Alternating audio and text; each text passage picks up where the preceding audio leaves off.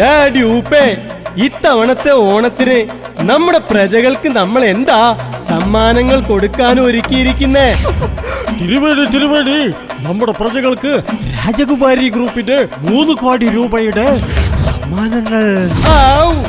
ഈ ഓണം രാജകീയമാക്കാൻ ഞാൻ വന്നേ. രാജകുമാരിയെ നിങ്ങൾ രാജകീയമാക്കിയ 30 വർഷങ്ങൾ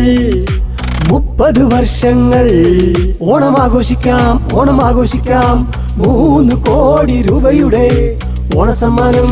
ഇനിയേ ബാക്കി ഞാൻ പറയാം. പറയൂ.